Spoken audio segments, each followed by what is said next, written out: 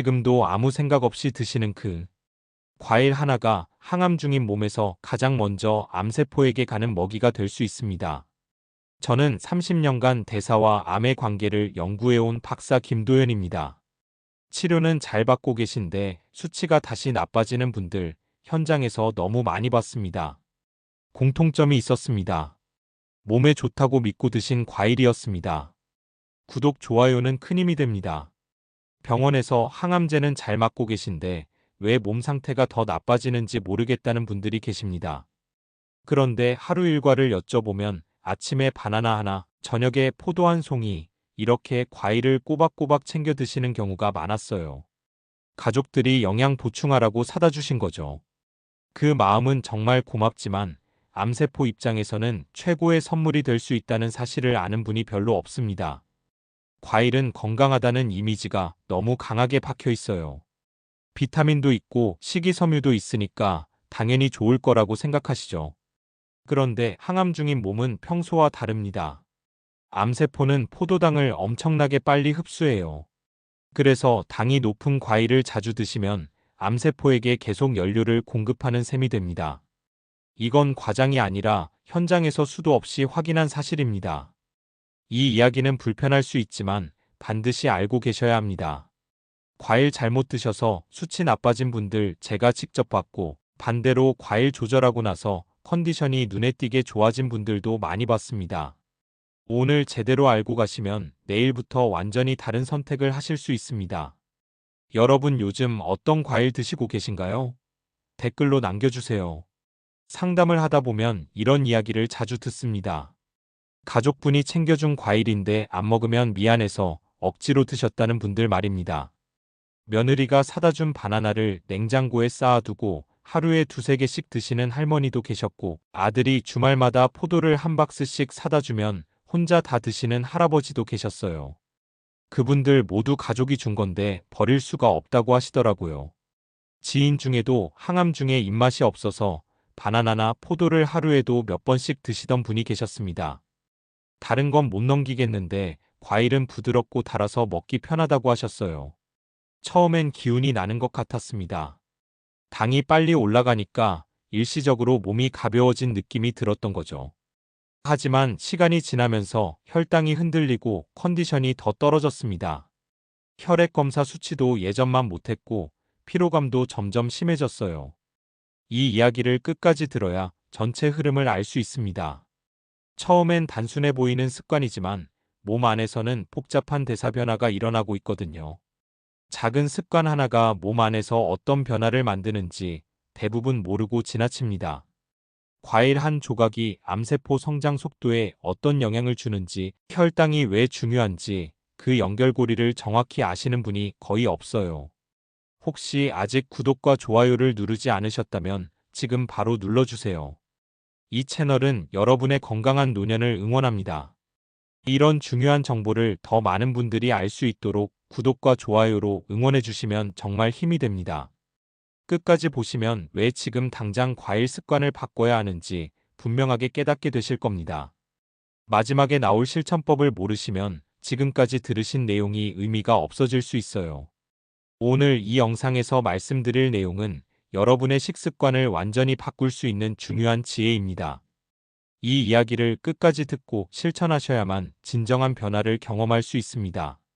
항암 중이시거나 가족 중에 항암 중이신 분이 있다면 이 영상은 꼭 끝까지 보셔야 합니다.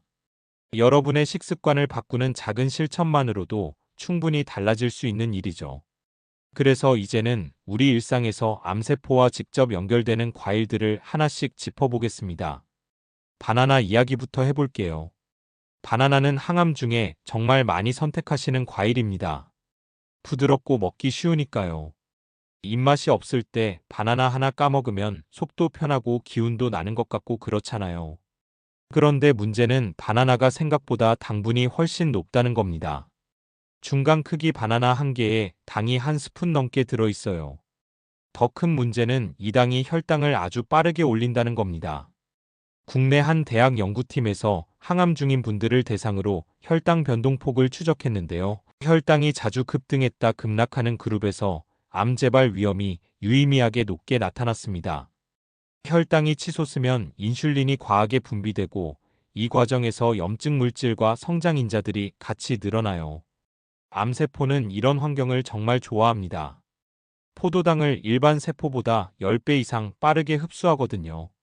제가 만난 68세 김영수님은 항암 중에 매일 아침 바나나를 한두 개씩 드셨어요. 다른 음식은 잘 안 넘어가는데 바나나는 괜찮다고 하셨죠. 그런데 몇 주 지나니까 혈당 관리가 점점 어려워졌습니다. 공복 혈당도 높아지고 식후 혈당도 너무 들쭉날쭉했어요. 바나나를 끊고 나서야 혈당이 안정되기 시작했습니다. 바나나는 항암 중에는 정말 피하셔야 해요. 꼭 필요하다고 느끼시더라도 소량도 권하지 않습니다. 여기서 주의할 점은 공복에 바나나를 드시는 건 특히 더 위험하다는 겁니다. 아침에 일어나서 바로 바나나 하나 드시는 분들 계시잖아요. 그럼 혈당이 한순간에 치솟습니다. 인슐린 쇼크처럼 몸이 반응하는 거예요. 혹시 바나나를 위로 음식처럼 드시고 계시진 않나요? 그렇다면 오늘부터 냉장고에서 치워주세요. 포도 이야기도 꼭 하고 넘어가야 할 것 같아요.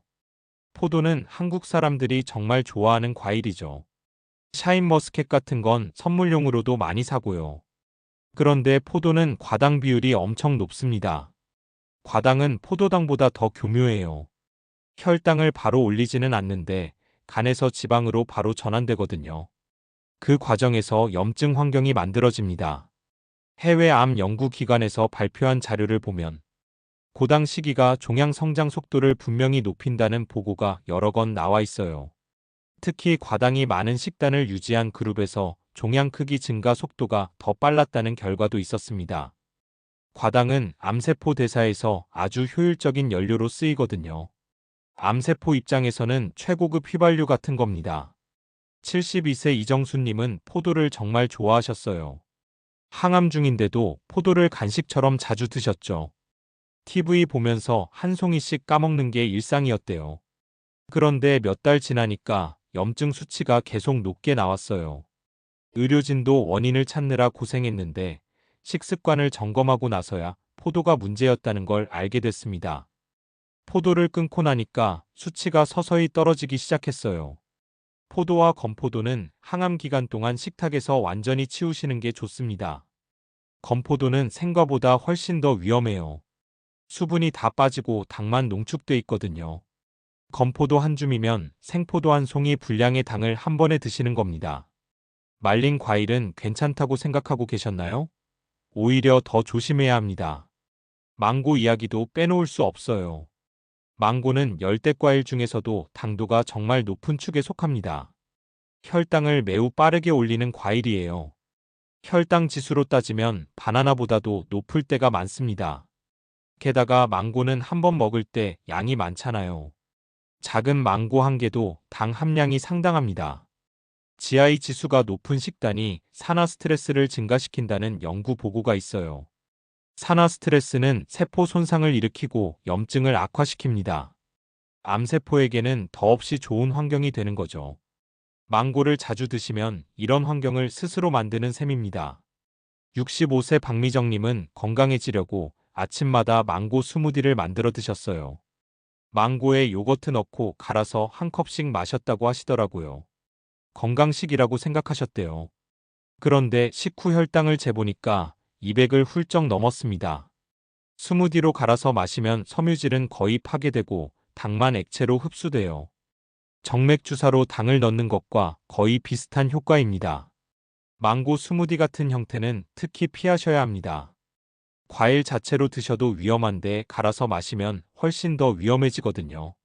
단맛이 강할수록 위험 신호로 보셔야 해요. 갈아서 마시면 더 건강하다고 믿고 계셨나요? 정반대입니다. 감도 조심해야 할 과일입니다. 감은 계절 과일이라 가을에 많이 드시잖아요. 당분도 상당히 높지만 더 큰 문제는 특정 성분이 있다는 겁니다. 감에는 타닌이라는 떫은 성분이 있어요. 이게 위장을 자극할 수 있고 경우에 따라서는 약물 흡수에도 영향을 줄 수 있습니다. 국내 한 연구팀에서 감의 떫은 성분이 위장 점막을 자극해서 소화 불편을 증가시킨다는 결과를 발표했어요. 항암 중에는 위장이 이미 예민한 상태잖아요. 여기에 감까지 더하면 속이 더 불편해질 수 있습니다. 게다가 감은 당도도 높아서 혈당 관리에도 좋지 않아요. 70세 최성우님은 가을마다 고향에서 보내주시는 감을 드셨는데요. 항암 시작하고 나서는 감을 드실 때마다 속이 쓰리고 더부룩했다고 해요. 처음엔 약 때문인 줄 알았는데 감을 안 드신 날은 괜찮았대요. 감 섭취를 중단하고 나니까 소화도 편해지고 컨디션도 좋아졌습니다. 항암 중에는 감과 곶감을 모두 피하세요. 곶감은 당이 더 농축돼 있어서 더 조심해야 합니다. 전통 음식이라고 해서 다 안전한 건 아니에요. 명절에 무심코 드시진 않으셨나요? 앞으로는 정중히 거절하셔야 합니다. 이제 어떤 과일을 피해야 하는지는 분명해졌습니다. 바나나, 포도, 망고, 감 이 네 가지는 항암 중에 절대 피해야 할 과일이에요. 그럼 이제 자연스럽게 궁금해지시죠? 반대로 도움이 되는 과일은 뭐가 있을까요? 아예 과일을 안 먹을 수는 없잖아요. 다음 내용에서 바로 말씀드리겠습니다. 블루베리부터 말씀드릴게요. 블루베리는 항암 중에 드실 수 있는 몇 안 되는 과일 중 하나입니다. 당 함량이 낮고 항산화 성분은 풍부하거든요. 안토시아닌이라는 성분이 염증을 줄이고 세포 손상을 막는 데 도움을 줍니다. 작은 베리류 과일들이 대체로 이런 특징이 있어요. 블루베리는 혈당을 천천히 올립니다. 급격한 혈당 변동이 없다는 게 큰 장점이에요. 게다가 식이섬유도 많아서 포만감도 주고 장 건강에도 좋습니다. 항암 중에 변비로 고생하시는 분들 많잖아요. 블루베리가 그런 부분에서도 도움이 됩니다. 하루에 한 컵 정도면 충분합니다. 너무 많이 드시면 아무리 좋은 과일이라도 당 섭취가 늘어나니까요. 적당량이 중요해요. 냉동 블루베리를 활용하시면 더 좋습니다. 냉동 과일은 영양이 없다고 생각하시는 분들이 많은데 그렇지 않아요. 오히려 수확 직후 급속 냉동하면 영양소가 잘 보존됩니다. 냉동 블루베리를 요거트 없이 단독으로 드세요. 요거트는 생각보다 당이 많이 들어있어요. 특히 가당 요거트는 피하셔야 합니다. 블루베리만 그대로 조금씩 씹어 드시거나 물에 살짝 씻어서 드시면 됩니다. 냉동 상태로 그대로 드셔도 시원하고 좋아요. 냉동 과일은 영양이 없다고 생각하셨나요? 오히려 신선도가 더 좋을 수 있습니다. 아보카도 이야기도 해볼게요. 아보카도는 사실 과일로 생각 안 하시는 분들이 많아요. 그런데 식물학적으로는 과일입니다. 아보카도의 가장 큰 장점은 당이 거의 없다는 겁니다. 100g당 당이 1g도 안 돼요. 대신 좋은 지방이 많습니다. 아보카도에 들어있는 지방은 불포화 지방산이에요. 염증을 줄이고 세포막을 건강하게 유지하는 데 도움을 줍니다. 항암 중에는 체중 감소가 큰 문제인데 아보카도처럼 칼로리는 있으면서 당은 낮은 음식이 정말 유용해요. 포만감도 오래가고요. 하루에 반 개 정도면 충분합니다. 아보카도는 칼로리가 높은 편이라 너무 많이 드시면 부담이 될 수 있어요. 반 개 정도가 적당량입니다. 식사와 함께 곁들이세요. 샐러드에 넣어도 좋고 달걀과 함께 드셔도 좋습니다. 빵에 발라 드시는 것도 괜찮은데 빵은 통곡물로 선택하세요. 아보카도를 과일로 인식하고 계셨나요? 과일이지만 당이 거의 없어서 항암 중에 안전하게 드실 수 있는 몇 안 되는 선택지입니다. 후식이 아니라 식사 재료로 생각하시면 됩니다. 토마토도 정말 좋은 선택입니다. 토마토에는 라이코펜이라는 성분이 풍부해요. 이게 강력한 항산화 물질이거든요. 세포 손상을 막고 염증을 줄이는 데 도움을 줍니다. 여러 연구에서 라이코펜이 암 예방에 도움이 된다는 결과가 나왔어요. 토마토의 장점은 익혀 먹을수록 라이코펜 흡수가 더 좋아진다는 겁니다. 생으로 먹어도 좋지만 익혀 먹으면 영양소 흡수율이 훨씬 올라가요. 토마토 소스, 토마토찜, 토마토국 이런 식으로 조리해서 드시면 됩니다. 여기서 주의할 점은 시판 토마토 소스는 꼭 성분표를 확인하셔야 한다는 겁니다. 무가당인지 꼭 체크하세요. 설탕이 들어간 소스가 의외로 많아요. 차라리 집에서 토마토를 사다가 직접 끓여서 만드시는 게 훨씬 안전합니다. 국이나 찜에 활용해 보세요. 된장찌개에 토마토 넣어도 맛있고 영양도 좋습니다. 생으로만 드시고 계셨나요? 익혀 드시면 영양 흡수가 더 잘 됩니다. 올리브 오일 같은 좋은 기름과 함께 조리하면 지용성 영양소 흡수가 더 좋아져요. 석류도 선택지 중 하나입니다. 석류는 특히 여성 호르몬과 관련된 암에서 연구가 많이 됐어요. 호르몬 균형을 잡는 데 도움을 줄 수 있다는 보고가 있습니다. 항산화 성분도 풍부하고요. 석류는 주스보다는 씨앗 형태로 드시는 게 좋습니다. 석류 주스는 당이 농축돼 있어서 조심해야 해요. 시판 주스는 대부분 당이 첨가돼 있고요. 석류 씨앗을 직접 가서 천천히 씹어 드시는 게 가장 안전합니다. 주스를 드시고 싶으시면 무가당인지 꼭 확인하세요. 그리고 한 번에 소량만 드셔야 합니다. 작은 컵으로 반 컵 정도면 충분해요. 물에 조금 희석해서 드시는 것도 방법입니다. 무가당 주스와 일반 주스 구분하고 계신가요? 성분표를 꼭 보는 습관을 들이셔야 합니다. 여기까지가 항암 중에 선택할 수 있는 과일들입니다. 블루베리, 아보카도, 토마토, 석류 이 네 가지는 당이 낮거나 영양 가치가 높아서 적당량 드시면 도움이 됩니다. 하지만 역시 양 조절이 중요해요. 아무리 좋은 과일이라도 과하면 독이 됩니다. 과일보다 더 중요한 건 채소입니다. 채소는 당이 훨씬 낮고 식이섬유와 영양소는 풍부하거든요. 과일은 보조적인 역할로만 생각하시고 식사의 중심은 단백질과 채소로 가져가세요. 이제 마지막으로 오늘 내용을 정리하고 당장 실천할 수 있는 핵심을 말씀드리겠습니다. 오늘 이야기 정리해 보겠습니다. 몸에 좋다고 믿어온 과일이 상황에 따라서는 암세포를 키우는 연료가 될 수 있다는 사실 이제 확실히 아셨을 겁니다. 바나나, 포도, 망고, 감은 항암 중에 절대 피해야 할 과일이에요. 당이 높고 혈당을 빠르게 올리고 염증 환경을 만듭니다. 암세포가 가장 좋아하는 조건이죠. 반대로 블루베리, 아보카도, 토마토, 석류는 적당량 드시면 도움이 됩니다.